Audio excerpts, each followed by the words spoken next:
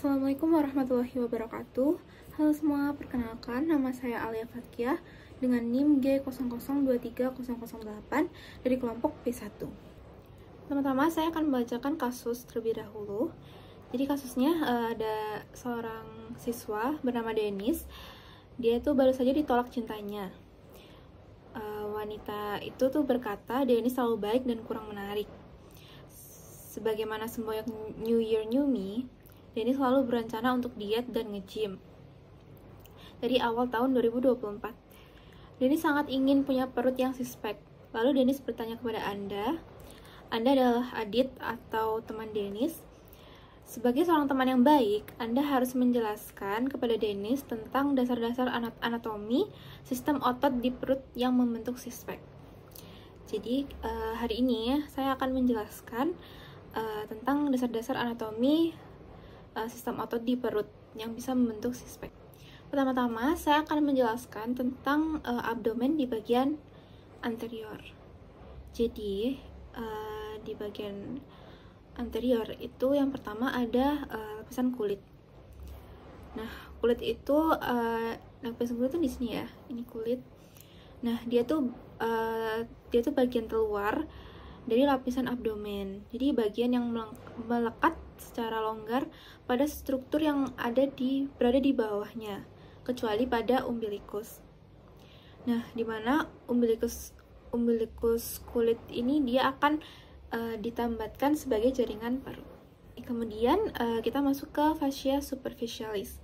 Nah, fascia superficialis itu dia nih fascia yang memiliki lapisan dan struktur yang berbeda tergantung pada posisinya.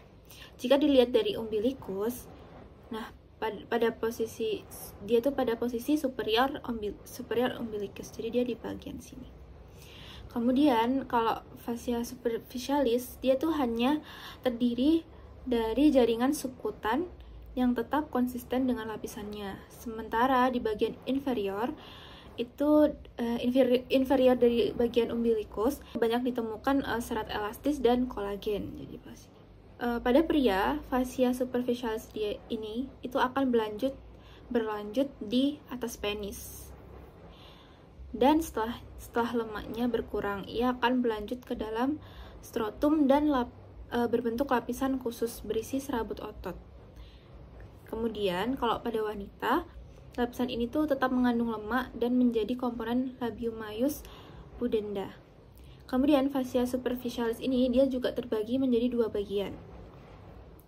Nah, dua bagian itu ada fascia chamfer sama fascia scarpa. Kalau fascia chamfer yang ini, dia tuh umumnya terdiri dia tuh banyak lemak gitu dengan variasi yang beragam. Jadi variasinya beragam.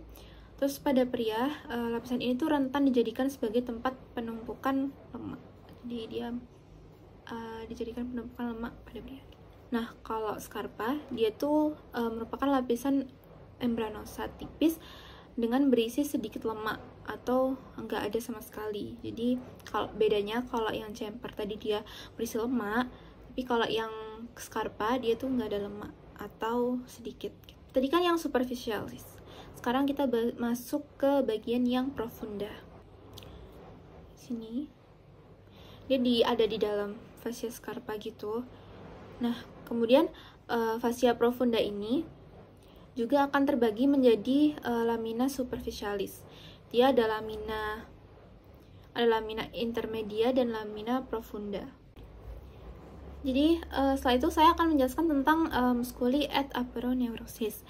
Jadi lapisan muskulus ini tuh dia ada 5. Nah, yang pertama kita bahas itu ada flat muscle sama vertical muscle. Yang flat muscle itu dia tersusun dari tiga muskuli pipi. Nah, dia tuh berawal dari bagian posterior lateral. Kemudian dia akan lewat di anterior dan akan digantikan oleh aponeurosis saat muskuli ini tuh berlanjut ke garis tengah tubuh. Nah, musculus flat muscle ini dia tuh ada 3 musculus. Apa aja sih? Nah, musculus ini tuh ada musculus obliquus externus abdominis ini bagian ini. Kemudian ada musculus obliquus internus abdominis, bagian ini. Kemudian ada musculus transversus abdominis. Oke. Kemudian ada vertical muscles. Oke. Kalau vertical muscles itu dia ada musculus rectus abdominis. Ini ya. Musculus rectus abdominis. Kemudian ada musculus pyramidalis. Nih, musculus pyramidalis itu ini. Kelihatan nggak sih? Nih. Nah, kalau yang rectus itu dia ini. Selanjutnya kita ke fascia transversalis. Nah, fascia transversalis itu ada di sini. Nah, si fascia transversalis ini dia tuh merupakan kelanjutan dari fascia profundus yang berfungsi untuk memagari kavitas abdominalis hingga pelvis. Nah, fascia ini tuh dia akan menyatu dengan fascia parietal pelvis. Nah, fascia transversalis ini juga menjadi dasar pada seperempat inferior dari vagina musculi recti abdominis. Selanjutnya ada fascia extraperitonealis. Nah, fascia peritonealis itu ada di sini. Fascia extraperitonealis. Itu dia tuh ada di sini. Ini ya, ditunjuk. Nah, dia tuh merupakan fascia yang lebih profunda. Dia tuh lebih dalam gitu, lebih profunda dari fascia transversalis. Nah, di mana fascia ini tuh memisahkan antara fascia transversalis dengan fascia peritoneum. Itu memisahkan antara ini, fascia transversalis dengan peritoneum. Fascia ini tuh dia tersusun dari sejumlah lemak. Jadi tuh banyak lemak. Nah, fascia ini tuh dia tuh ke arah anterior tubuh, disebut sebagai preperitoneale. Dan fascia ini tuh yang ke arah posterior tubuh akan membentuk retroperitoneale. Peritoneum peritale itu dia tuh adalah lapisan yang tipis dan licin. Dia tuh ada lapisan tipis dan licin. Kalau bisa dilihat nih kayak licin-licin gitu. Dia tuh tipis terus licin. Dan dia tuh tersusun dari membran serosa. Nah, lapisan ini tuh dia melapisi bagian dalam dinding abdomen dan membungkus bagian atau seluruh viscera abdomen. Dia tuh membungkus sebagian organ dalam gitu di dalamnya abdomen. Peritoneum ini dia dibedakan jadi dua lagi. Dia tuh ada peritoneum parietale sama peritoneum viscerale. Ini kan kelihatan ya. Ini tuh peritoneum yang parietale. Terus ini yang di sini, ini tuh peritoneum visceral. Selanjutnya abdomen posterior. Yang pertama ada kulit, kemudian ada fascia superficialis dorsi, kemudian ada musculus. Dia terdiri dari lapisan yang pertama ada musculus vertissimus dorsi. Kemudian lapisan yang kedua ada obliquus externus abdominis. Kemudian ada musculus erector spinae. Kemudian ada musculus locimus dorsi. Kemudian ada musculus obliquus posterior inferior. Kemudian lapisan yang ketiga ada musculus multifidus. Kemudian ada musculus interspinalis. Ada musculus obliquus internus abdominis. Kemudian lapisan keempat ada musculus quadratus lumborum. Kemudian ada musculus liposoas. Kemudian ada musculus transversus abdominis. Baik, saya akan melanjutkan ke sistem dari otot atau sistem otot. Oke, yang pertama saya akan menjelaskan tentang linea alba. Jadi linea alba itu adalah garis yang berserat. Garis yang berserat yang ada di tengah tunggal di dinding perut anterior yang dibentuk oleh perpaduan aponeurosis musculus obliquus internus, kemudian musculus obliquus externus, kemudian musculus transversus abdominis. Nah, median lapisan selubung rectus di medial otot rectus abdominis bilateral yang terbentang dari processus Siphodeus sampai symphysis pubica umbilicus melewati linea alba. Jadi dari potongan dinding abdomen lateral yang terlihat tuh ada musculus obliquus externus. Sebentar, musculus obliquus externus ini. Kemudian ada musculus obliquus internus. Kemudian ada musculus transversus abdominis. Nah, sedangkan yang rectus abdominis ini, yang ini, sama musculus pyramidalis yang ini, dia tuh ada di dinding abdomen anterior. Nah, tadi kan udah aku jelasin tentang kayak fat muscle sama vertical muscles. Nah, di sini aku bakal tahu kayak arah-arah serabutnya gitu. Jadi kalau yang si obliquus externus, dia tuh arah serabutnya tuh kayak membentuk seperti huruf V gitu. Dia tuh kayak gini. Terus kalau obliquus internus ini, dia tuh arah serabutnya itu dia tuh kayak huruf A. Terus selanjutnya tuh ada musculus transversus. Kalau musculus transversus ini kayak gini, dia tuh kayak garis gini. Vertical muscle. Nah, vertical muscle tadi ada musculus rectus abdominis sama musculus pyramidalis. Kalau musculus rectus abdominis ini dia tuh berjalan secara vertikal. Oke, nah musculus abdominis ini dia terbagi menjadi segmen atau bagian-bagian yang jelas oleh 3 intersectionis tendinae atau struktur yang berbentuk dari 3-4 pita fibrosum transversus, yaitu terletak di processus Siphodeus, terletak kemudian setinggi umbilicus. Nah, otot ini tuh dia dibungkus oleh vagina musculi recti. Itu pembungkus gitu, pembungkus si musculus rectus abdominis gitu. Kemudian ada terakhir tuh ada musculus pyramidalis. Nah, musculus pyramidalis ini dia tuh berbentuk triangular dan dia tuh sangat kecil ya kan. Kalau dilihat tuh dia paling kecil gitu kan. Kayak di antara yang lainnya dia tuh di sini gitu kecil. Nah, otot ini tuh tidak selalu ada pada setiap orang. Jadi sekitar 20% orang yang tidak mempunyai otot ini. Pertama, saya akan membacakan kasusnya terlebih dahulu. Jadi ada seorang pria yang datang ke poli bedah umum karena mendapatkan rujukan dari puskesmas. Dia tuh mengeluh sudah 2 minggu ini sulit untuk buang air besar, kemudian sakit dan ada perasaan mengganjal di anusnya. Kemudian dokter umum puskesmas itu mendiagnosis pasien tersebut dengan hemoroid grade 2. Pertama-tama saya akan menjelaskan tentang anatomi dari rectum proprio. Jadi rectum itu dia tuh ada di sini.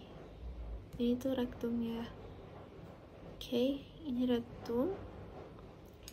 Ini rectum nih. Dari sisi luarnya tuh dia tuh terdapat ada flexura sacris. Nah, flexura sacris tuh ini. Kan? Ini ada flexura sacris.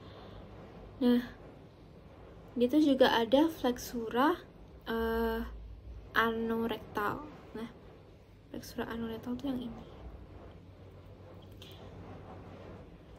Nah, mereka itu berbentuk kolon yang membentuk kayak seperti S gitu kalau lihat dari lateral view. Nah, itu kayak bentuk S gitu kan. Kemudian dari sisi dalamnya itu ada tunika mukosa, terdapat lipatan-lipatan transversal yang disebut dengan plica transversalis recti. Kemudian ada zona transisi dari rectum ke canalis analis, itu ditandai oleh line anorectalis atau anorectalis junction. Nah, itu ini anorectalis. Oke. Ini ya. Nah, area ini tuh dia dicirikan dengan adanya perubahan dari plica transversalis recti menjadi plica longitudinal anal kanal. Tentang anatomi canalis analis. Jadi yang pertama-tama itu ada segmen. Nah, segmen kanalis-analis ini ada 3. Itu ada zona kolumnaris. Itu terdiri dari lipatan-lipatan longitudinal atau kolumna rectalis atau analis yang dibentuk dari corpus cavernosum. Nah, dia tuh ada epitel itu ada kolumner atau cuboid. Kemudian selanjutnya ada pecten analis. Itu adalah epithelium squamous kompleks non keratinasi yang menimbulkan zona putih di mukosa atau zona alba. Nah, garis superior pada zona ini disebut dengan linea pectinate atau istilah medisnya tuh linea dentata. Nah, garis yang bergerigi mengikuti katup anal pada bagian ini tuh terdapat favula analis. Selanjutnya itu ada zona kutanea. Zona kutanea ini di sini. Nah, itu adalah kulit eksternal yang dibatasi secara tidak konsisten oleh linea anokutanea. Kemudian ada zona hemorrhoidalis. Itu adalah tempat yang memungkinkan terjadinya benjolan hemorrhoid karena dia tuh ada pelebaran hemorrhoidalis. Sedangkan eksternalnya hemorrhoid ini terjadi di bawahnya linea pectinate. Jadi dia tuh di permukaan dalamnya tuh dia dijumpai oleh kolumna rectalis atau analis. Dia itu merupakan 5 atau 10 lipatan tunika mukosa longitudinal karena adanya anastomose, arteri, dan vena cabang-cabang dari pars intramuscularis arteri rectalis superior. Favula analis itu ini ya guys. Ini favula analis. Nah, favula analis itu dia tuh merupakan pelipatan mukosa yang menghubungkan tiap 2 kolumna pada bagian kaudal. Kemudian ada sinus rectalis.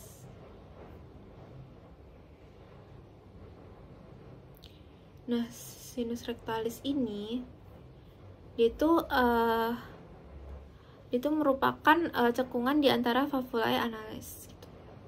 Nah, musculus sphincter itu ada musculus ani internus ini. Kemudian ada musculus ani externus, ada musculus ani externus itu ini. Dia tuh ada 3 musculus ani externus. Ini ada pars profunda, ada pars superficialis sama pars subcutanea. Kemudian ada musculus corrugator ani. Ini corrugator ani. Nah, dia tuh otot polos ya. Kalau yang internus sendiri juga otot polos. Tapi kalau yang externus dia tuh otot skelet gitu. Terus yang terakhir itu ada musculus puborectalis. Nah, ini ya, musculus puborectalis. Itu dia ada otot skelet, terus ada bagian musculus levator ani. Jadi ada gambar ini sama kayak yang tadi. Jadi ada musculus musculus, ada musculus sphincter externus, terus ada musculus levator ani. Ini yang pars puborectalis. Terus ada musculus canis analis. Oke. Jadi kita bahas tentang arteri terlebih dahulu. Jadi di arteri ini dia tuh ada si arteri rectalis superior. Nah, arteri rectalis superior tuh di sini. Dia tuh cabang dari arteri mesenterica inferior. Itu cabang dari sini. Dia ya. Nih, dia cabang dari arteri mesenterica inferior. Jadi dia tuh cabang dari arteri mesenterica inferior. Jadi arteri rectalis superior. Kemudian ada rectalis. Ini ada rectalis media. Nah, rectalis media ini dia tuh cabang dari arteri iliaca interna. Kemudian ada arteri rectalis inferior. Nah, rectalis inferior itu ini dia juga cabang dari arteri iliaca interna tadi. Nah, ketiganya itu dia tuh akan beranastomosis di linea pectinata. Baik, sekarang kita lanjutkan ke vena. Jadi pada vena ini ada vena rectalis superior. Nah, vena rectalis superior itu dia akan bermuara ke vena porta hepatis. Itu akan bermuara ke vena porta hepatis melalui vena mesenterica inferior. Nah, dia itu juga beranastomosis dengan vena rectalis media di sini. Oke, dan juga vena rectalis inferior. Vena rectalis inferior di sini yang bermuara di vena cava inferior. Jadi dia bermuara ke vena cava inferior. Gitu. Terus, pada anal kanal ada drainase vena yang terletak di atas linea pectinate yang akan bermuara di vena porta. Sedangkan drainase di bawah linea pectinate dia itu akan bermuara ke vena cava inferior. Nah, pada kondisi sirosis hati, drainase vena itu dia menunjukkan porta hepatis yang akan dialihkan melalui anastomosisnya, sehingga terjadi hipertensi portal yang akan menyebabkan hemoroid. Sekarang kita lanjut ke bagian inervasi. Inervasi itu ada dua, ada simpatis sama parasimpatis. Nah, kok simpatis itu dia ada nervus sphincticus lumbalis yang dia tuh mengaktifkan otot sphincter. Nah, kalau parasimpatis itu ada nervus spinaci pelvici. Nah, ini. Iya. Nah, dia tuh si nervus pelvici ini dia nervus spinaci pelvici dia tuh akan stimulasi peristaltik dan inhibisi musculus sphincter ani internus untuk mempermudah defekasi. Kemudian ada inervasi otonom yang berakhir di linea pectinata. Nah, rektum tuh bagian dari inferior juga, yang rektum bagian inferior dia itu juga mendapat inervasi sensorik dan motorik dari cabang plexus sacralis, yaitu ada nervus pudendus ini. Selanjutnya saya akan menjelaskan tentang peritoneum. Jadi peritoneum itu apa sih? Jadi peritoneum itu dia tuh adalah suatu lapisan tipis dan licin yang dia tuh yang dia tuh melapisi dinding abdomen gitu. Nah, si peritoneum itu dibagi jadi dua. Yang pertama itu ada peritoneum parietale sama yang kedua ada peritoneum visceral. Nah, kalau si peritoneum ini, kalau peritoneum parietale itu dia tuh lapisan yang melapisi bagian dinding abdomen. Jadi dia melapisi dinding abdomennya. Tapi kalau misalnya visceral peritoneum itu dia peritoneum yang melapisi organ viscera abdominis gitu. Jadi organ ada di dalam perut gitu, di dalam abdomen. Nah, organ tersebut itu ada organ retroperitoneal sama maupun organ intraperitoneal gitu. Jadi bedanya kalau visceral itu dia dia tuh melapisi yang visceral, tapi kalau yang parietal dia tuh melapisi yang dinding abdomennya gitu. Nah, si kedua lapisan ini atau yang tadi peritoneum visceral sama parietal dia tuh membentuk rongga yang disebut dengan cavum peritonei atau peritonei cavity yang ada di ini ya. Nah, dalam keadaan normal, cavum ini tuh berisi sedikit cairan atau bisa bergerak satu sama lain tanpa adanya friksi atau gesekan gitu. serta kemungkinan tuh gerak-gerakan kayak digesti gitu-gitu. Jadi dia melindungi gitu supaya tidak ada gesekan gitu. Oke, ini juga sama, ini gambarnya tunjukin aja. Ini yang tadi warna kuning itu dia yang visceral ya, dia tuh kayak melapisi yang bagian dalam gitu, bagian visceral. Kalau misalnya yang peritoneum yang parietal itu dia yang melapisi yang dinding abdomen ini di luarnya gitu. Nah, terus di dalamnya itu ada yang namanya si peritoneal cavity. Jadi akibat adanya perputaran pada saat embrional, jadi pada saat dewasa tuh cavum peritoneum ini tidak lagi, dia tuh jadi satu rongga kayak tadi. Jadi namanya tuh peritoneal cavity ya.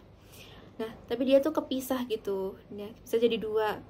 Nah, dia tuh jadi cavum peritoneum minus sama cavum peritoneum maius atau mayor. Nah, cavum ini tuh dia berhubungan melalui suatu lubang yang disebut dengan foramen epicloquica Winslow. Itu ada di sini. Ini ya. Ini sama lebih jelasnya tuh ini. Oke, selanjutnya saya akan menjelaskan tentang organ intraperitoneal sama retroperitoneal. Jadi kalau di intraperitoneal itu dia dilapisi oleh peritoneum di seluruh permukaan organ. Jadi ada apa sih? Jadi ada gaster, ada duodenum pas superior, ada jejunum, ada ileum, ada appendix veriformis, ada colon transversum, ada colon sigmoida, ada cauda pankreas, ada lien, dan juga ada hepar. Nah, kalau yang di bagian retroperitoneal itu dia tuh ada organ viscera yang disebut dengan viscera retroperitoneal. Nah, organ retroperitoneum ini dilapisi peritoneum hanya di permukaan anteriornya saja. Jadi dia bukan seluruh permukaan gitu. Kayak yang intraperitoneal tadi. Kalau retroperitoneal dia tuh dari anterior gitu. Di permukaan anterior saja. Nah, bagian-bagian itu apa saja sih? Nah, bagian-bagian ini tuh ada caranya untuk hafalin. Itu ada set Packer ini. Ada set Packer. Jadi apa aja? S-nya itu ada suprarenal gland, terus ada A-nya ada aorta, D-nya ada duodenum, tapi kecuali yang pars superior. Terus P-nya ada pankreas, kecuali yang cauda.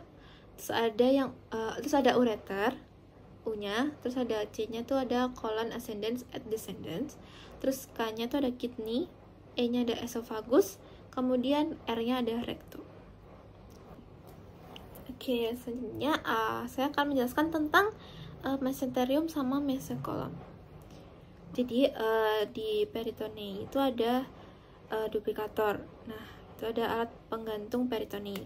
Itu berbentuk lipatan yang membentang dari peritoneum parietale ke peritoneum visceral. Nah, dari organ yang bergantung tadi itu ada dua, ada mesenteri sama ada mesokolon. Nah, mesenteri itu nih, dia itu adalah suatu lipatan ganda peritoneum yang luas. Jadi bentuknya tuh seperti kipas, terus yang berhubungan dengan jejunum, yang menghubungkan jejunum dan ileum dengan dinding posterior abdomen. Jadi sederhananya mesenteri ini tuh itu adalah penggantung yang melekat di viscera dengan dinding abdomen posterior. Nah, mesenteri ini tuh dia berisi ada pembuluh darah, juga ada saraf dan ada limfe untuk organ yang digantungnya. Dan selanjutnya ada mesokolon. Nah, mesokolon ini dia tuh bakal menghubungin si kolon transversum dengan dinding posterior abdomen. Mesokolon sigmoideum dia tuh bakal melekati kolon sigmoideum pada dinding abdomen. Gitu. Jadi ornamentum itu dia tuh adalah lipatan peritoneum yang membentang dari gaster ke proximal duodenum atau ke organ sekitar untuk mendekatkan organ-organ yang di dalam kavitas abdominalis. Nah, omentum ini tuh dibagi jadi dua jenis, itu ada omentum maius sama omentum minus. Omentum maius tuh ini dia tuh di sini. Kalau omentum minus tuh dia ada di sini. Omentum maius itu dia terdiri dari lipatan-lipatan mesenterium dorsalis yang melekat pada curvatura major gaster dan duodenum pars superior. Ya, omentum ini dia tuh bentuknya tuh kayak tirai gitu, dan dimana dia tuh menutupi kolon transversum. Nah, kemudian dia tuh akan melipat ke belakang dan melekat pada bagian atas dari mesokolon transversum. Menyusun omentum ini, dia tuh ada ligamen gastrolienalis, ada ligamen gastrocolica, ada ligamen gastroprenica, ada ligamen splenorenalis. Kita lanjut ke yang omentum yang minus. Nah, dia tuh asalnya dari mesenterium ventralis yang melekat di curvatura minor gaster dan duodenum pars superior. Ligamentum dari peritonei hepar. Nah, ligamentum itu dia tuh adalah lipatan-lipatan peritoneum yang melekat pada organ dengan organ lain atau dinding posterior dari abdomen. Ya, kalau di abdomen tuh dia bakal dibagi jadi dua. Ada yang menghubungkan hepar dan ada juga yang gaster. Nah, dia tuh ada ligamen falciformi yang ada di sini. Nah, itu menghubungkan hepar ke dinding abdomen anterior. Kemudian ada ligamen hepatoduodenale. Nah, dia tuh menghubungkan hepar dengan duodenum. Kemudian ada ligamen hepagastricum, itu menghubungkan hepar dengan gaster. Ligamen dari peritonei gaster. Okay. Jadi yang pertama-tama itu ada ligamen gastroprenica yang ada di sini. Itu menghubungkan antara gaster dengan diafragma. Kemudian selanjutnya ada ligamen gastrosplenic yang menghubungkan gaster, dia di sini, yang menghubungkan gaster dengan lien. Kemudian ada ligamen gastrocolica menghubungkan antara gaster dengan kolon transversum. Kita lanjut ke tentang penjelasan Lysersac foramen epiloica Winslow. Jadi greater sac atau cavum peritoneum major itu yang tadi kan udah aku jelasin ya. Kalau yang major itu yang ini yang pink, kalau yang minus itu yang ini yang kecil. Nah, di situ tuh ada ruangan antara lapisan peritoneum parietal sama visceral kan. Nah, greater sac itu yang membentang lebih luas dari diafragma sampai daerah pelvis. Kalau lesser sac ini ya, greater sac tadi. Kalau yang lesser sac di posterior omentum minus, terus anterior dari pankreas dan duodenum. Nah, dalam keadaan normal, cavum peritoneum ini berisi cairan serosa yang berfungsi untuk melubrikasi permukaan peritoneum, sehingga viscera yang bisa bergerak satu sama lain tuh nggak ada kayak gesekan gitu, kayak yang tadi aku jelasin gitu. Baik, sekian dari saya, terima kasih.